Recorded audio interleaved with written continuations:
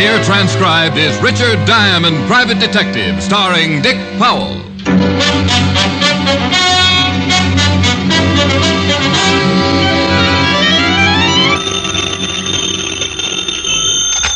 Diamond Detective Agency?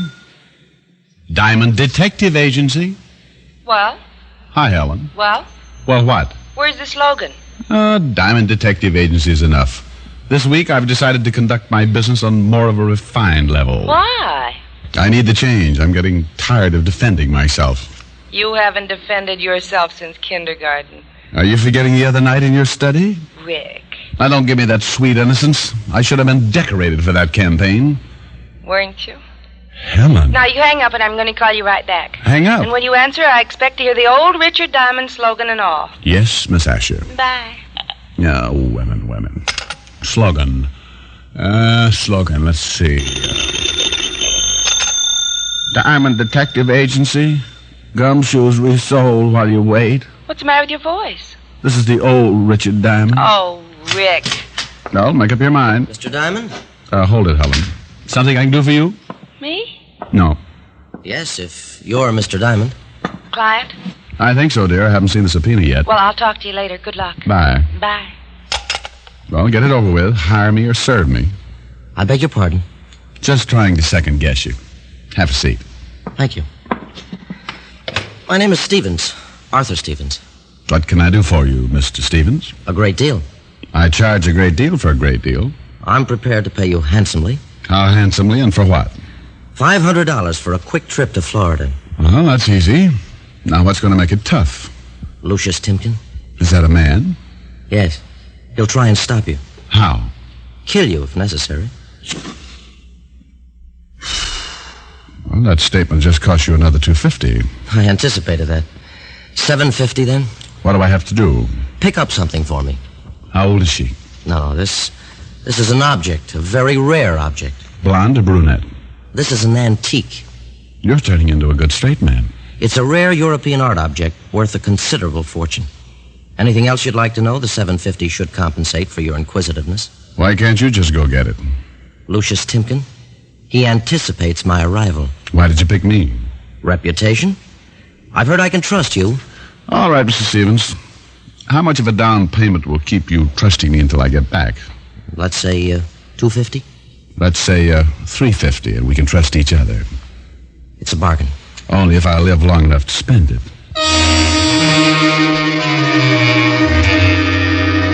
Stevens gave me some instructions, handed me the cash, and I agreed to meet him at my office early in the morning after I had returned with the item. He gave me a round-trip ticket to Miami, Florida, a wet handshake, and a smile that reminded me of a man who'd swallowed a mouthful of sour milk. Now, in my business, I expect trouble. I can usually spot it quicker than a lonesome blonde. And as I watched the door close behind Stevens, I spotted it. Trouble all over the place, and Richard Diamond up to his shoulder holster in it. I called Helen, told her I'd ship her back some oranges, went home and packed, and by 2 p.m. was on the plane heading for Miami. Stevens had instructed me to register at the plaza and wait for a man named Shelton, who was supposed to be my contact and deliver the item. I arrived in Miami, took a cab to the hotel, registered, and went up to my room to take a shower and lose some of the stiffness. A half hour later, I went down to the bar to see if I could get some of the stiffness back.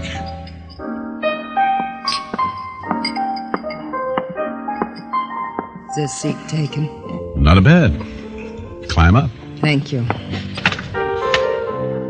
Nice and cool in here. Yeah? Can I buy you something to go with it? Thank you. A martini. A bartender. A martini for the lady. Do you live here at the hotel? Yes. Do you? Just moved in. My name's Albright. Mary Albright. Richard Diamond. Hello. Hello. Staying in Miami long? Depends on the weather. Your martini. Oh, yes. Cheers. To the weather. Oh, what kind of weather are we drinking to anyway? Sun, rain, any kind of weather as long as there's something to do. Then let's drink to something to do. What do you do, Mr. Diamond? Oh, start by asking attractive blondes to call me Rick. All right, Rick. What do you do? Oh, make a few bucks. Work when I have to. Enjoy a cool drink in a bar with a girl named Mary. Marion? Not a bit. Have you made the trip yet? Once. Didn't like the weather. Why don't you buy me dinner, Rick? Oh, sorry you said that. Another date? Business. Then I've got to get right back to New York. Well, it was a nice idea. The nicest. Well, I got to be going. Nice meeting you, Rick. Goodbye, Mary. Rick, Yeah? what's the weather like in New York? Cold when I left. If you ever fly up, give me a call. I'll do that. Maybe we can melt some snow.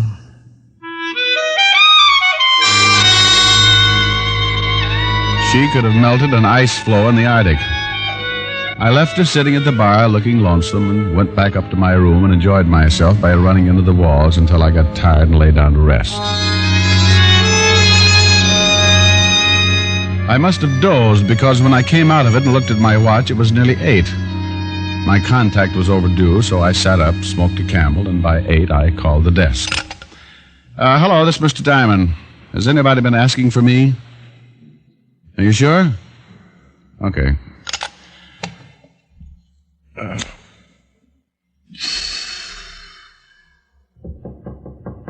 Oh, it's about time. Close the door. Hey. Close it. Look, friend, you better... Listen. Go to La Granada. Look, you're hurt. La Granada. Hey.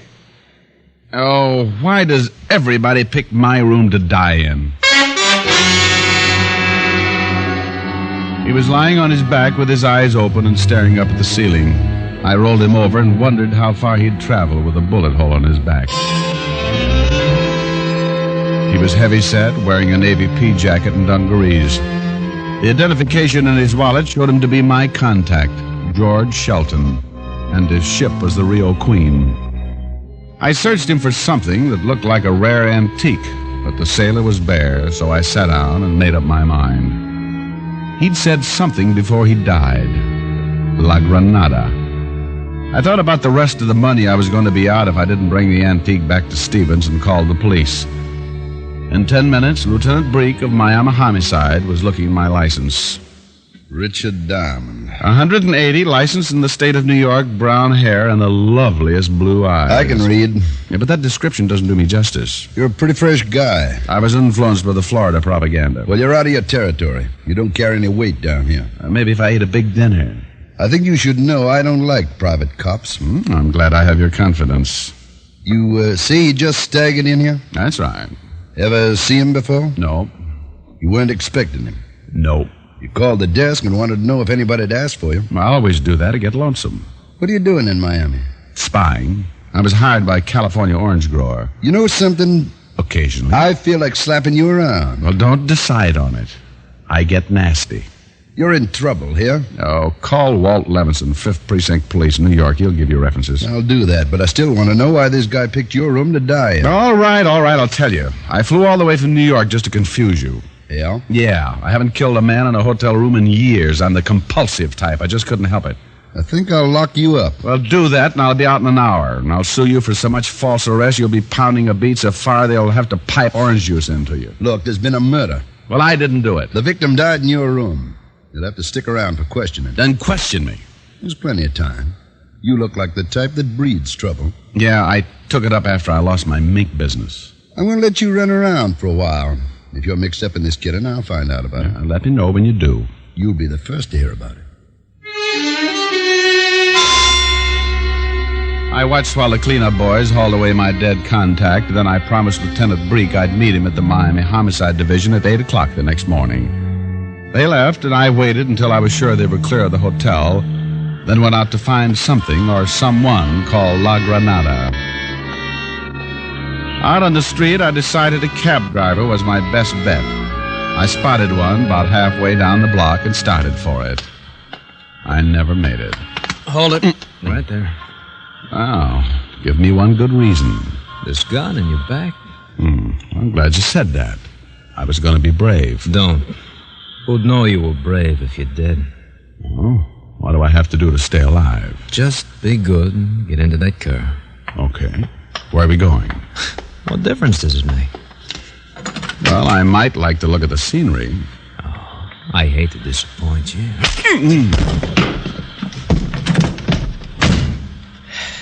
See, Mr. Diamond? Doesn't make any difference now, does it?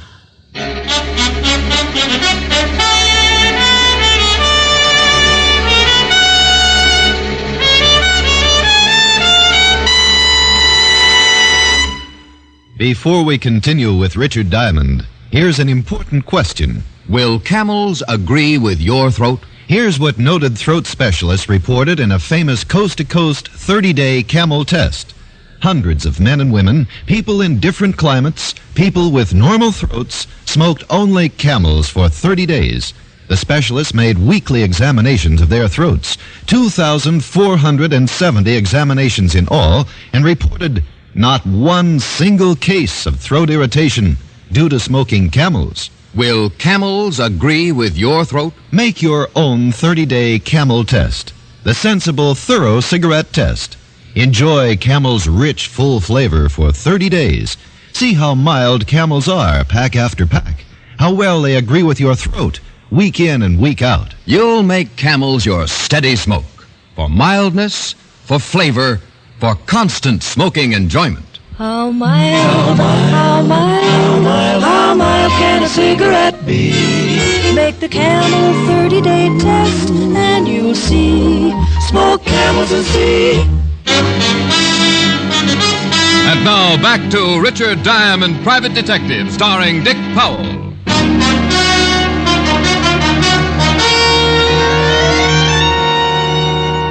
He'd sapped me behind the ear with the barrel of his big gun, and I went down like a block of cement in a well.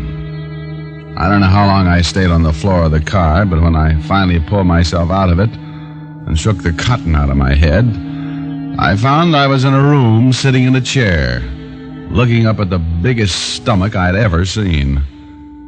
Suddenly, over the stomach, a large, round, red face appeared. It smiled, and I tried to return the courtesy. Feeling better, Mr. Diamond? Well, I haven't felt. Martin. Yes, Mr. Timken. Get Mr. Diamond a drink. Right away, Mr. Timken. Now, let me find my head first. I wouldn't know where to pour it. I don't generally resort to violence. But this time you made an exception. It was necessary. I shouldn't want you to find this place again. I shouldn't want to. What happens when I leave? That depends on how much you care to tell me while you're here. There's your drink. Thanks. What happened to that big gun, Sonny? Oh, would you like to see it? Not especially. Oh, how long did it take you to water this thing? I'm sorry. I didn't know you were a heavy drinker. Not heavy, just determined. Enough levities. Let's get down to business, Mr. Diamond. What kind of business, Mr. Timken? Do you know who I am? I was warned. Then we understand each other. Where is it? What? Ah, don't be absurd. The White Cow. Have you tried the stockyards? You insist in this humor? Only if it gets a laugh. Mr. Diamond, I intend having the White Cow. Why? Has butter gone up again?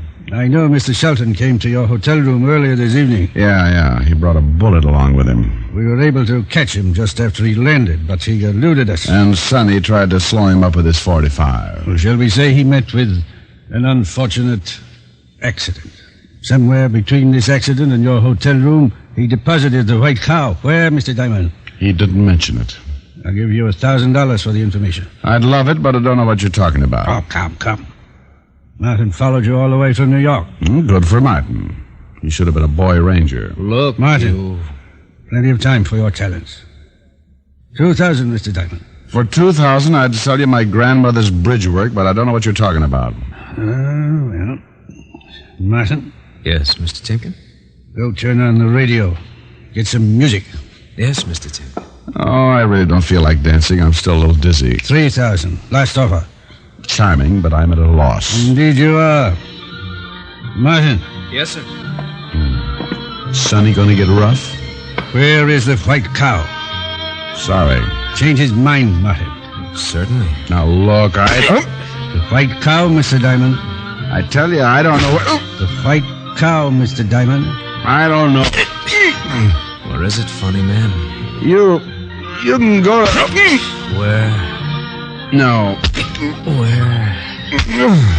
Really, Mr. Diamond, is it worth it? No. I wish you thought so. Just tell me where it is. I don't know. All right, Martin. Oh, look. Maybe he's telling the truth.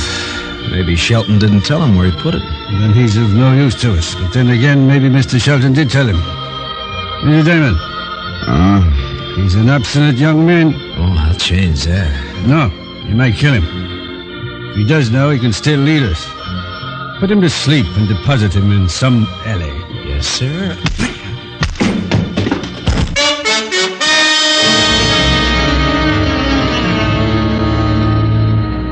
It was like taking a ride on a loose rocket. There was a burst of fireworks, and everything seemed to drop out from under me.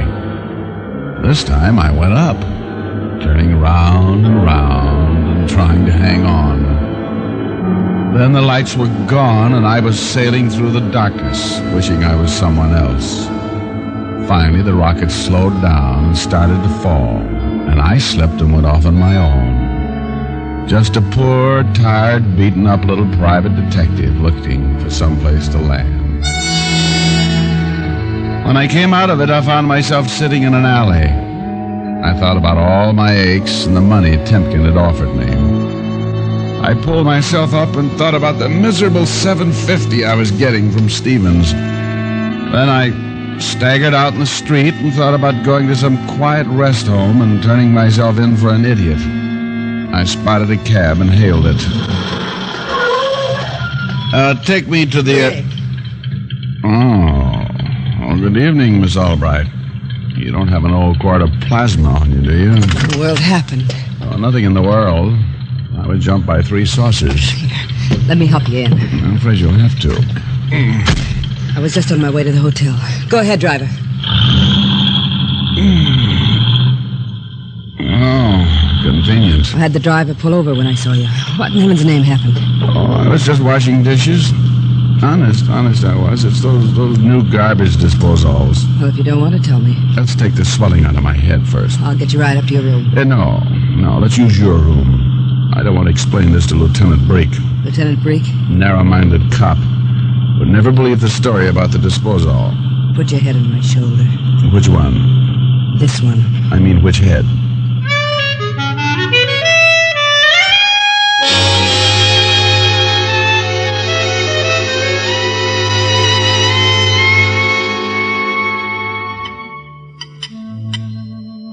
This'll sting a little. Put it on the numb spots, I'm sorry. Well, I'll be right home, Mom. Oh, you're not hurt that bad, Rick. Would you be satisfied with, shall we say, a corpse? You're going to be all right. Yeah, but I'm gonna need nursing. I'd love it. Exactly the way I feel.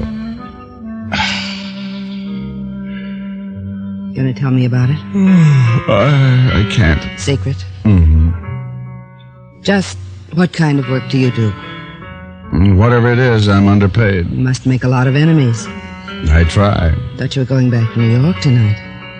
I nearly did. In a crate. Hey, What's the matter? have you ever heard of, La Granada? La Granada? In New York? No, here in Miami, I think. No. What is it? I don't know, but I've got to find it. You asked anyone? I've been too occupied. How about the phone book? Now, isn't that just like a woman? Always being practical? Well, it's just a suggestion. One that might make me look even more stupid than I am. Have you got a book? I'll get it.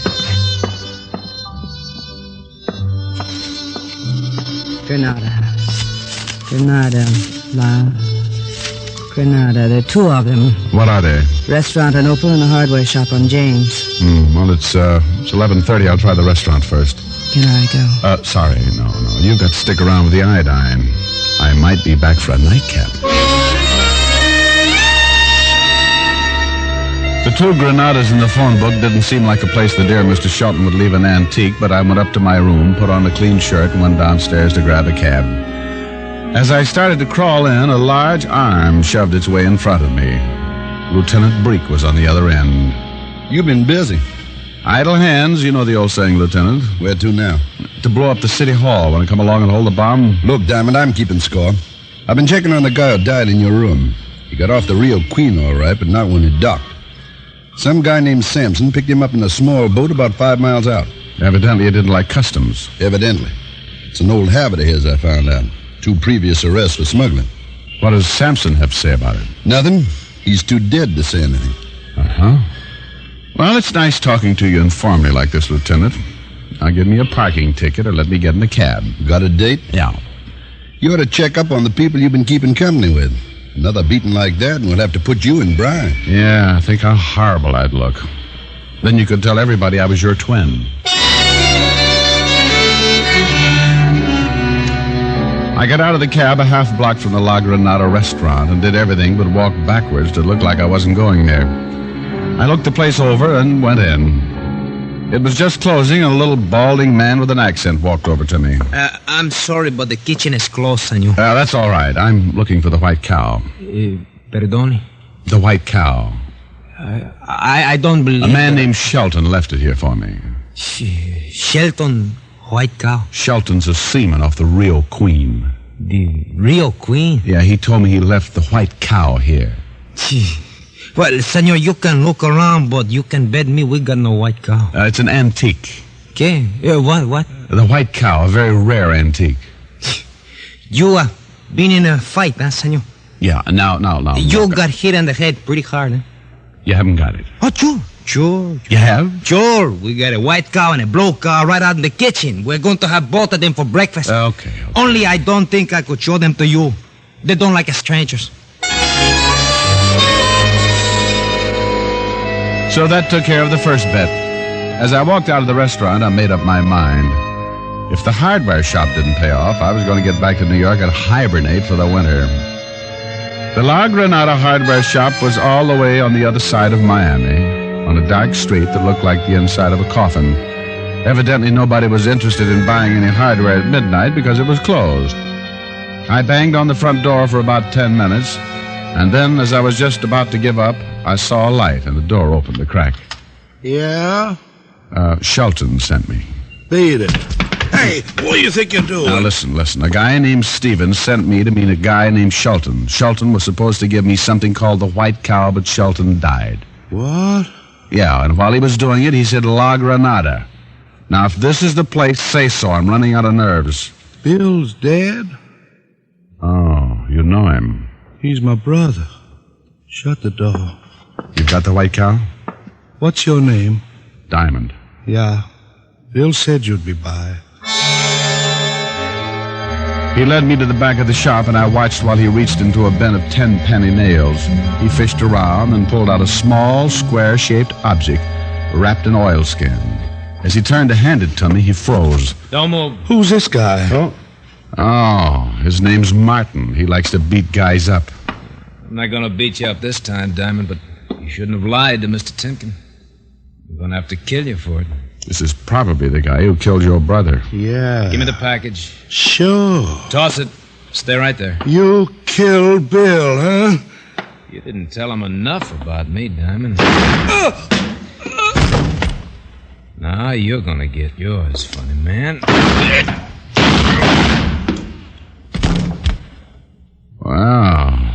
Well, Miss Albright, you do everything well, don't you? I try. Take the package over here, Rick. Mr. Diamond. Oh, now you're mad. You don't resent it, do you? No. Take it over here. Thanks. Oh, now I see. Pick me up in the bar, wait outside that alley. And if you knew I was in that alley, you must know the people who put me there. Mr. Timken and I are old friends. He's not going to like you killing Sonny. Won't make a bit of difference to him. Oh, you kill him too? Yes. This package is worth about $500,000. An antique? It's what's in the antique. You buy it in China for about $1,000. You refine it here and sell it for 500 times that much. The federal government won't like it. Who's to tell them? Certainly not Stevens. He contracted to smuggle the stuff in. Everybody else is dead. But me. Sorry about that. I was beginning to like you. Oh, but not $500,000 worth. No. Drop it, lady. Well, Don't do it.